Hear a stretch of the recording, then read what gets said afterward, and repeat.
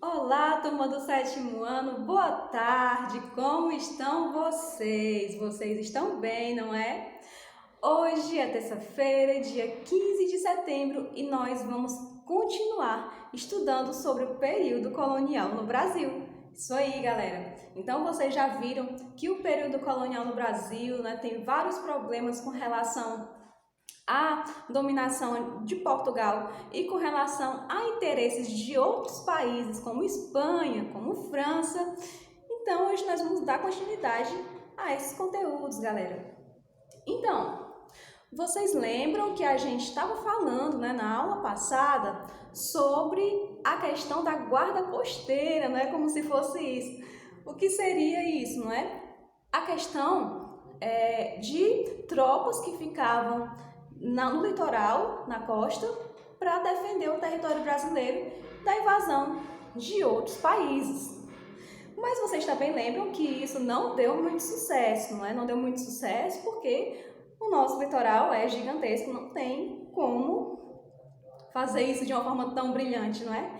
Então, a gente vai ver a continuação disso hoje. O que foi feito para que a proteção do território, não é, por parte dos portugueses, a proteção desse território, da colônia de Portugal, fosse mantida e que fosse evitado invasores.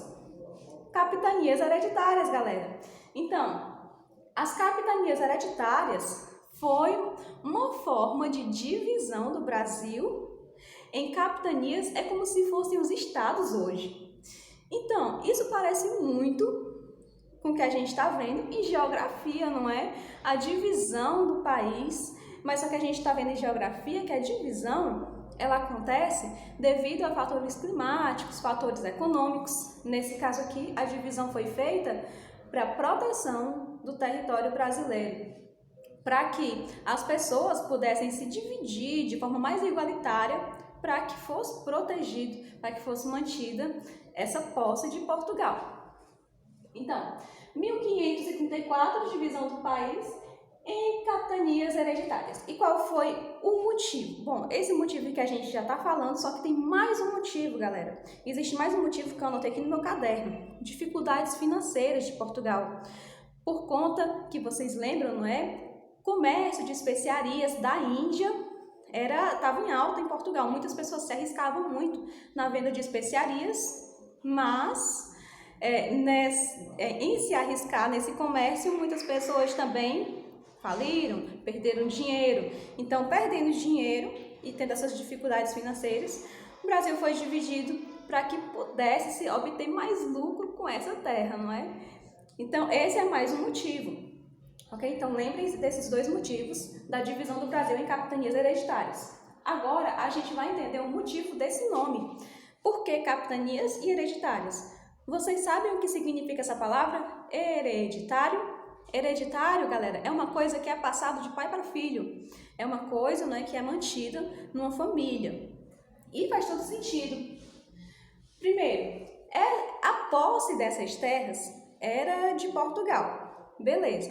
Mas eles cediam documentos, cujo a gente vai ver aqui os nomes.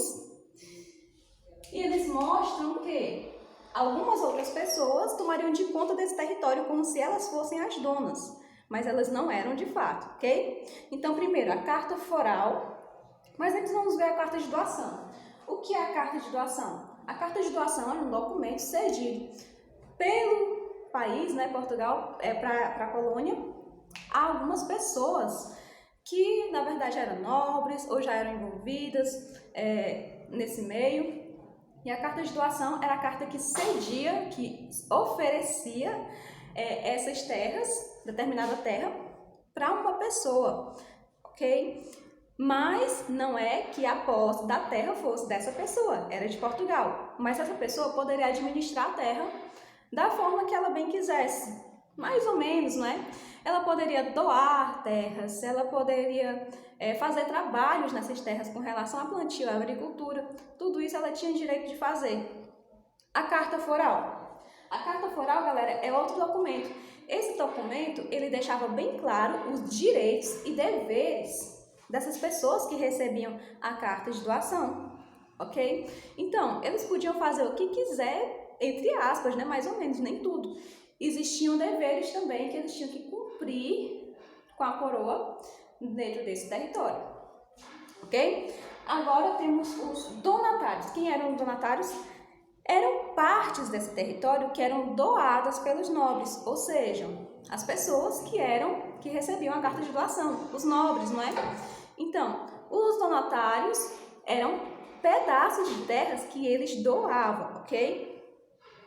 Na verdade, é a parte nobres que recebiam as terras. Na verdade, donatários, galera, correção, certo? Eu confundi com sesmarias. Donatários eram os nobres que recebiam as terras e sesmarias eram as terras que eram doadas pelos nobres, ok? Então, repetindo, já que eu fiz essa confusão, né? Repetindo, galera. Donatários eram os nobres que recebiam as terras. Donatários, os nobres que recebiam as terras. E sesmarias eram as partes que eles podiam doar, que eles doavam, ok? Então, é muito importante a gente ter em mente o significado dessas palavras, esses termos. E, repetindo, né, já que é importante, a carta de doação, a carta, o documento que oferecia a terra para o nobre. A carta foral, não é? Ela tinha os direitos e deveres. Os donatários eram os nobres que recebiam essas terras e as sesmarias eram as partes, né, os pedaços de terra que eram doados por eles. Ok?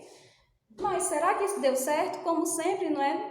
Tenta-se fazer uma coisa e geralmente nunca dá certo. Pois é, galera, não deu muito certo. Os únicos estados, na verdade, não eram estados, capitanias. As únicas capitanias que tiveram sucesso foi Pernambuco e São Vicente. As únicas. Todas as outras faliram, tiveram sérios problemas. O motivo, né, pelo qual foram feitas essas divisões, justamente, foi a falência, né, foram problemas financeiros, e o que aconteceu foi que esses problemas pioraram. E aí foi criado, galera, o governo geral. Eu trouxe aqui o livro, porque eu vou ler para vocês qual eram as intenções do governo geral. Qual era os objetivos do governo geral para solucionar esse problema, não é? Então, o governo geral pretendia auxiliar as capitanias em dificuldades. Nosso trabalho ia ser grande, então, né? Já que só 2 capitanias tiveram sucesso, eles iam ter um trabalho enorme para auxiliar as capitanias em dificuldade, que eram praticamente todas. Outro, defender o litoral combatendo os franceses, coisas que eles já estavam tentando fazer, não é? Desbravar o interior combatendo indígenas, porque, como vocês sabem, na aula passada a gente viu que os indígenas, eles tiveram um contato muito amigável com os franceses, não é? Então, os indígenas, eles permitiam que os franceses entrassem nesse território, que na verdade também era dos indígenas, né? Então, eu acho que eles tinham esse direito. Mas, o que aconteceu? O governo geral também pretendia combater os indígenas para que o território não ficasse enfraquecido com relação a isso também. E mais uma, que é a última, coordenar a administração política e econômica. Ou seja, isso realmente precisava, né, de coordenação. E foi feita a coordenação, né, desse território, dessa administração, para que a coisa se organizasse de uma forma mais adequada. Agora vamos aqui para algumas pessoinhas que vocês precisam saber o nome delas, porque o governador geral, ele tinha pessoas de confiança para auxiliar ele. Claro que ele não fazia isso tudo sozinho. Ele tinha que ter pessoas que fossem líderes aqui nesse território. Então, ele tinha o ouvidor-mor, que cuidava da justiça, o provedor-mor, que cuidava da arrecadação de impostos, e o capitão-mor, que cuidava da defesa. Então, existiam cargos diferentes, existiam funções diferentes, e isso possibilitava com que as pessoas administrasse melhor suas funções. E algumas pessoas, não é, foram muito importantes nesse tempo, é muito importante que vocês leiam, principalmente essa parte do capítulo finalzinho, certo? Mas tem uma pessoa que a gente tem que com certeza falar dele. Marquês de Pombal. Marquês de Pombal, galera, foi ele que provocou a extinção das capitanias hereditárias em 1759. Só que simplesmente não extinguiu assim, não. Aconteceu muita coisa antes. Primeiro, ele começou a impor a língua portuguesa para todo mundo no Brasil. Ele proibiu o uso de todas as outras línguas, inclusive indígenas. Tem muita gente que exalta Marquês de Pombal, não é? Nossa, ele foi maravilhoso. Ele expulsou os jesuítas, realmente ele expulsou os jesuítas, galera. Marquês de Pombal expulsou realmente os jesuítas. Mas será que ele foi tão perfeito assim, por proibir línguas que não fossem o português? Já que aqui era um país que tinha tanta variedade de línguas? Pois é, todas essas línguas foram proibidas alguns pouquíssimos anos antes da extinção das capitanias hereditárias. E é muito importante que vocês leiam sobre ele também, galera. A época em que ele viveu é chamada até de época pombalina, né? Em homenagem ao nome dele. Ou seja, para vocês verem como ele era importante. Então, galera, a gente termina esse conteúdo aqui. Mas, como vocês sabem, a parte principal dos conteúdos de história é que vocês leiam. A leitura é muito importante nessa disciplina. E hoje nós vamos fazer atividades, ok? Qualquer dúvida, me chamem. E eu vou ficando por aqui. Até a próxima aula, galera. Tchau, tchau!